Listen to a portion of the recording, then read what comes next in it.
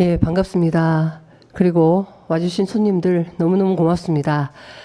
우리 청년들도 또 우리 교회 식구들도 평소보다 더 예배에 집중하고 활력 있는 모습에 또 감사하고 힘을 내는 그런 주일입니다. 자, 오늘 말씀의 제목은 임마누엘입니다. 임마누엘.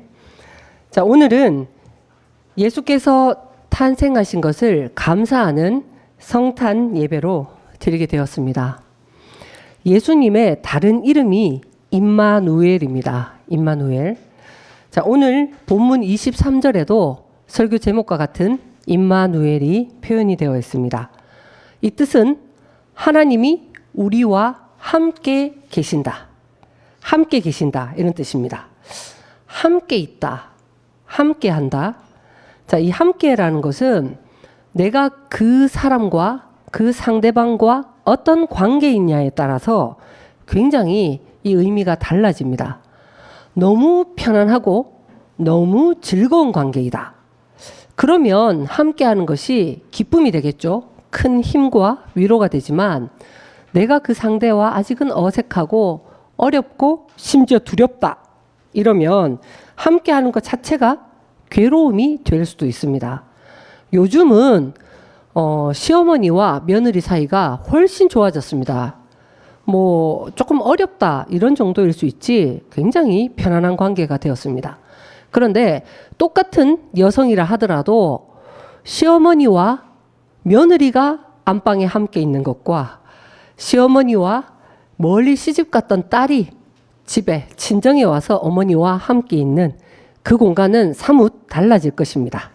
자, 이토록 함께라는 것은 내가 함께하는 상대와 어떤 관계성이 있는가, 어떤 관련을 맺고 있느냐에 따라서 함께하는 것이 복이 되기도 하고 두려움이 될 수도 있다는 겁니다.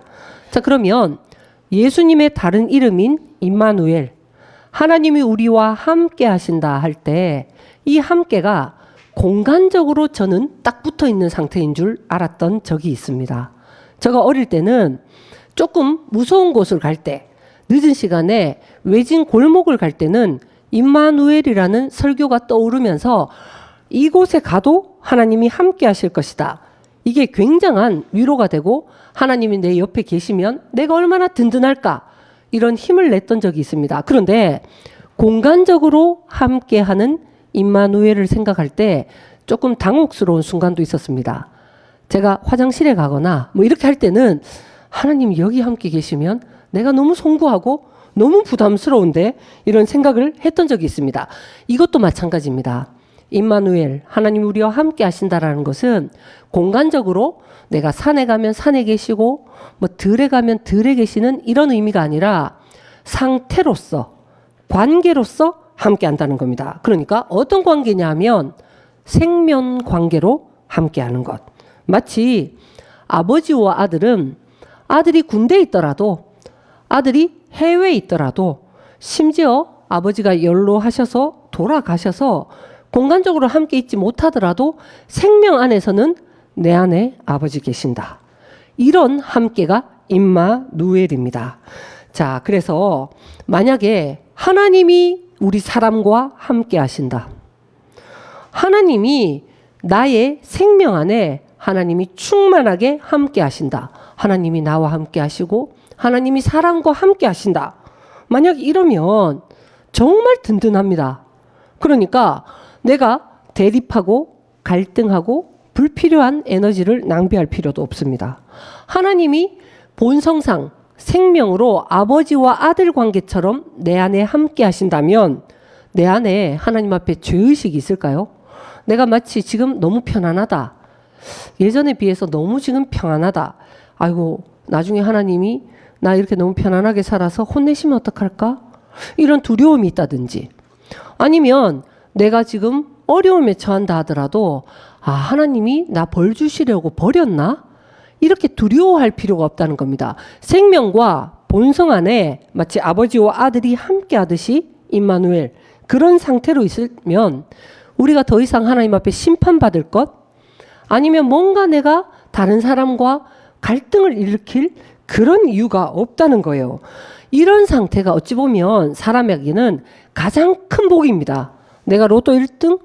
아니면 뭐 어떤 내가 원하는 그런 곳에서 혁혁한 공을 지금 돌리고 이런 차원과 다르게 진짜 하나님이 내 본성 안에 마치 생명관계로 함께하면 사람은 요즘 청년들 말로 그야말로 끝판왕이 됩니다.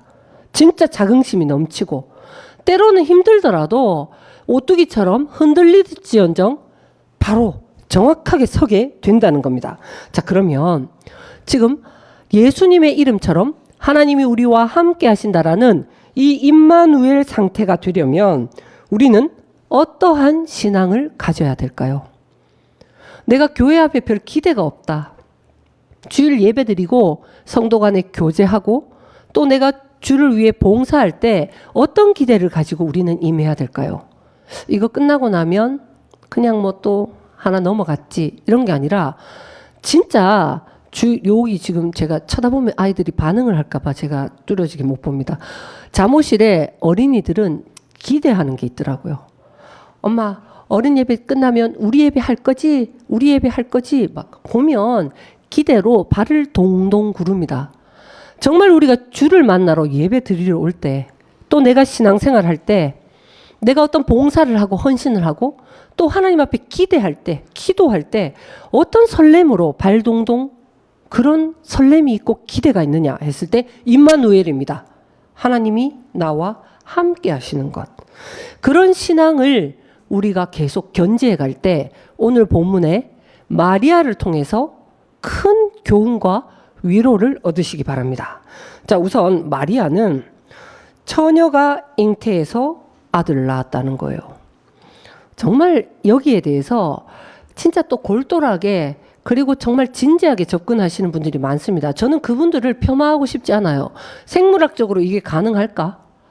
그래서 예전에 저는 그런 얘기를 제가 들었습니다. 대학생 때 여기 이제 연예인들 모여서 예전에 예능교회라고 지금도 있습니다. 그때는 연예인들이 그 교회에 많았다고 합니다. 그때 구봉소 장로님이 막 이렇게 다른 거는 다 성경이 믿어줘도 이게 말이 되느냐? 저는 이건 못 믿겠습니다. 계속 이제 그 구봉소 장로님의 밑에 그 코미디언이 이걸 계속 이제 질문을 하니까 이제 당시에 구장로님께서 요셉도 가만히 있는데 너도 조용히 하라고 그렇게 이야기를 하셨다고 합니다. 이게 의학적으로 말이 되느냐 안 되느냐 이거는 논란이 있고 굉장히 혼란스러울 수 있어요. 그런데 저는 그렇게 생각합니다. 성경을 그저 현상적으로 의학적으로 생물학적인 접근 이것은 기적이다 이렇게 하고 넘어가야 될 부분으로밖에는 이해가 안 됩니다. 그게 아니라 기적을 뛰어넘은 표적입니다. 표적. 영적으로 처녀가 있다는 거예요. 신앙 안에서 속사람의 상태가 처녀가 있다는 겁니다. 이 속사람의 처녀는 어떤 상태냐면 내가 생물학적으로 남성이든 여성이든 그것과 상관없이 내 영혼에 배필이 나는 없습니다. 비어 있다는 거예요. 내 속사람과 자아가 하나님 앞에 마치 처녀와 같이 빈 그릇, 가난한 심령이 바로 처녀입니다. 나는 누구인가 했을 때 내 삶의 유일한 이유 두 가지 세 가지도 아닙니다. 이거는 단 한 가지가 목적이고 다른 것은 그것을 다 돕는 하나의 통로일 뿐이다 할 때 그 한 가지 목적이 아직 비어 있는 것.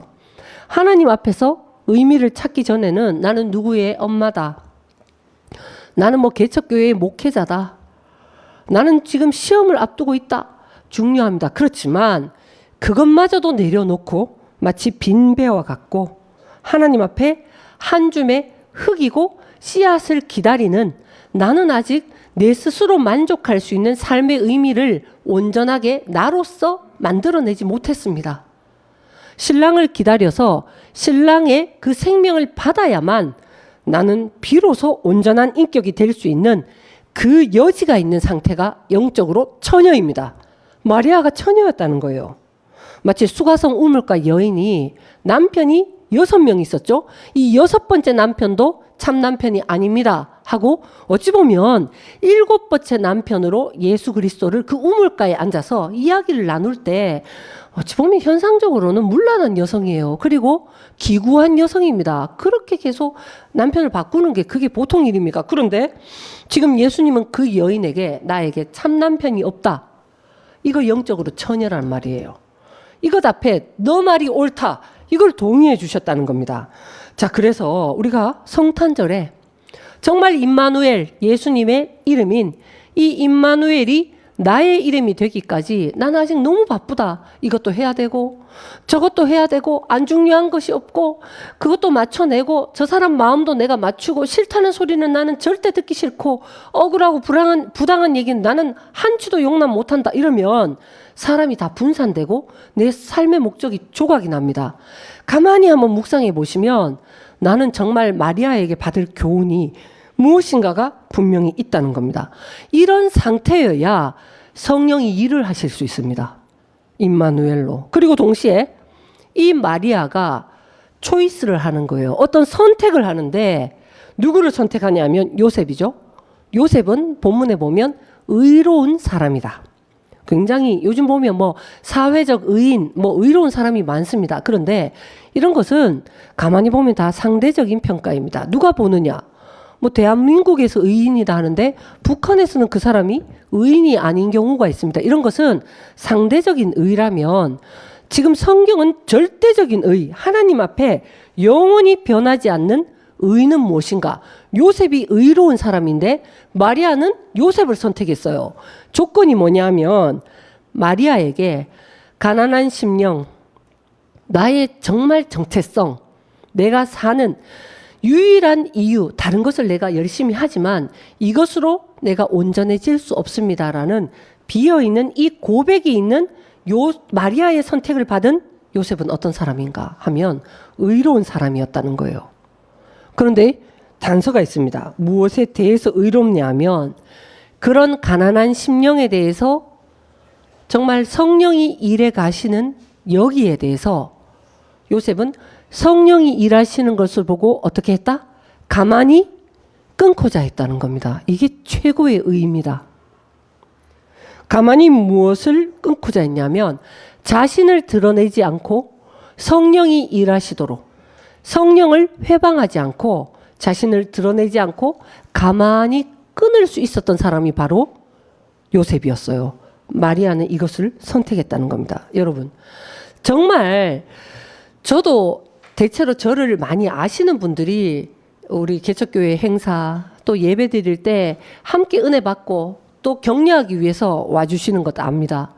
이분들 저에 대해서 마신이 목사 하면 대체로 뭘 떠올리실까 이런 생각을 좀 해봤습니다. 뭘까요 했을 때 뭐 여러 가지가 있겠죠.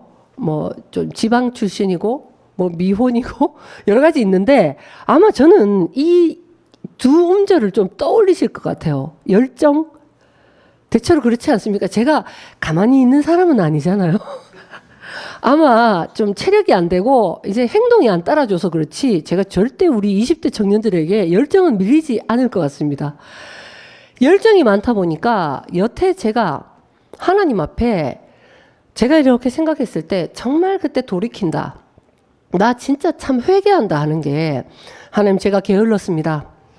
하나님 뜻 앞에서 뭐 정말 좀 미루고 나태했습니다. 이런 거는 좀 없는 편입니다. 주로 진짜 제가 크게 돌이킬 때가 뭐였냐면 열정이었습니다.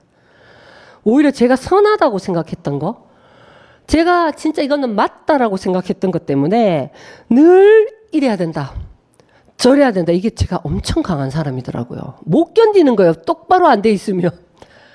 그래서 회의하고 나면 막 얼굴이 여기까지 시뻘겋게 돼가지고 와, 막 그게 정말 주를 위한 열심인 줄 알았는데 그게 오히려 성전을 삼키는 줄을 언젠가 되니까 알게 하시더라고요. 성령이 일을 하시는데 성령 회방제가 뭘까 했을 때 뭐 방언이라든지 예언이라든지 은사를 뭐 그거는 뭐 그렇게 신학적으로 옳지 않습니다. 성경적 신학적 옳지 않습니다. 뭐 이런 게 저는 성령 회방제라고 생각했습니다. 그게 아니라 오히려 사람이 좀 가만히 있어야 성령이 일을 하십니다. 사람이 너무 적극적이니까 성령이 일을 하실 수가 없는 거예요. 성령은 사람이 어느 정도 해놓으면 최종적으로 사람의 마음을 만지고 그 사람을 돌이키고 감화강동시키는 것은 사람인 것 같아도 성령이에요. 이걸 좀 하셔야 되는데 그것까지 터치를 하는 거예요. 계속 괜찮나? 좋더나? 너 어떻게 생각해? 감동이 있으면 말을 해라. 표현도 하고 다음에 안 그럴 거지? 분명히 말해라. 이런 게 제가 엄청 열정적인 사람이었습니다. 그러니까 늘 방법을 찾고 이 방법으로 안 되면 엇버전의 새로운 방법. 신앙이 성장하는 데 있어서도 프로그램을 계속 돌려야 되는 거예요. 이게 안 되면 저거 안 되면 그거. 그래서 한국 교회에 큰 문제 중에 하나가 오히려 여러분 프로그램이 적나 더 신선한 어떤 프로그램. 그래서 그런 교회들 많더라고요. 막 담임 목사님은 못 바꾸니까 부목사님들 많이 빨리 바꿔가지고, 왜냐하면 이 부목회자들 한 사람당 그 잘하는 노하우들의 어떤 방법론이 있거든요. 뭐 이런 걸 잘하는 분, 저런 걸 우리 좀 골고루 맛보자, 막 지루하다 돌리자. 이거는 부목회자들 오래 있어야 된다는 얘기가 아닙니다. 지금 성령에 대한 이야기입니다. 자, 그래서 무엇을 내가 행함으로, 이게 결국 어디까지 가냐 하면 예수님 당시에는 바리새인들이 이거 정말 많이 했어요. 이 방법 아니면 저 방법. 그래서 모세의 10계명으로부터 비롯된 장로의 유전 한 600 몇 가지까지 막 세세하게 지키는 거예요. 그것도 회의하고 평가하면 막 눈물 쏙 빠지도록 서로 막 주를 위해서. 좋은 것은 얘기하지 않겠습니다. 주님을 위한 발전으로 저는 안 좋은 것만 얘기하겠습니다. 이러고 막 신랄하게 막 그러면 진짜 얼굴 빨갛게 돼서. 그런데 회의하지 말라는 얘기도 아니고 우리 신앙에 있어서 늘 뭔가를 내가 노력하고 그리고 애쓰고 수고해서 마음까지 바꿔내려는 것, 우리의 생명까지 조작하려는 것, 노력으로 은혜까지 끼치려는 것, 그 사람의 돌이킴과 회개와 신앙의 고백마저도 내가 조작하려는 것, 심지어 예수 생명이 내 생명이 되는 것까지도 어떤 프로그램이나 사람의 결단과 신념, 어떤 행사로 될 거라고 믿는 것, 이걸 내려놓는 것이 요셉이 성령이 일하시는 걸 볼 때는 자기가 가만히 내려놓는 거예요. 이게 의로움입니다. 이제 마치겠습니다.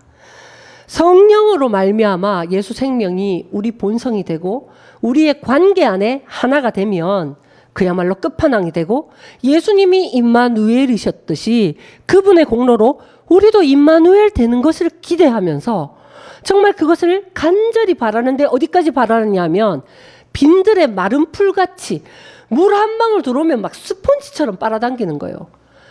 진짜 목마른 사슴이 신의 물을 찾듯이 갈급함으로 하나님이 일하시고 성령이 일하실 때 내가 임마누엘이 되며, 하나님 내 환경이 안 바뀌더라도, 내가 원하는 대로 저 사람이 안 바뀌더라도 내가 만족하고 충만한, 그리고 고귀하고 하나님께 영광 돌리고 나도 존재감이 회복되고 영화로운 사람으로 살 수 있습니다. 이 믿음, 이것 앞에 우리가 정말 성탄 감사 예배, 뭐가 감사하냐는 거예요. 나하고 상관이 있어야 감사합니다. 예수 생명이, 그의 생명이 내 본성으로 내 안에 자리 잡은 이 생명으로 말미암아 우리도 감사 예배를 드리고 이것을 기다리고, 또 이것이 됐을 때 다른 사람을 위해서 내가 진심 어린 충성, 봉사, 헌신과 절제할 수 있는 이 교훈을 마리아와 요셉에게 받으시고 늘 충만한, 정말 이 땅에서도 미리 맛보는 하나님 나라, 죽으면 저절로 가는 하나님 나라를 누리시는 저와 여러분 되시기를 축원드립니다. 기도드리겠습니다. 하나님 아버지, 삶의 여러 기쁨과 또한 너무 눈물 나는 어려움이 있을 때가 있습니다. 이 모든 일을 통하여서 예수 생명이 우리 안에 마치 마리아와 같이 정말 자리하시고 또 예수 생명으로 거듭나면, 그러면 이 모든 것을 이길 힘을, 그리고 이기고도 남음이 있는 기쁨이 있다는 것을 믿습니다. 우리도 임마누엘과 같이 예수님이 우리와 함께 하시는 그것을 고대하고 또 그 기쁨을 나누는 성탄 예배 때에 예수님의 육신의 어머니 마리아와 그리고 정혼한 남편 요셉에게서 지혜를 얻고 본을 받아서 하나님과 성령의 힘 있는 역사가 우리 심령에 임하도록 도와주시옵소서. 예수의 생명이 내 안에 있어 모든 것을 이기고 참 복된 인생을 살도록 하옵소서. 예수 그리스도 이름으로 기도드립니다. 아멘.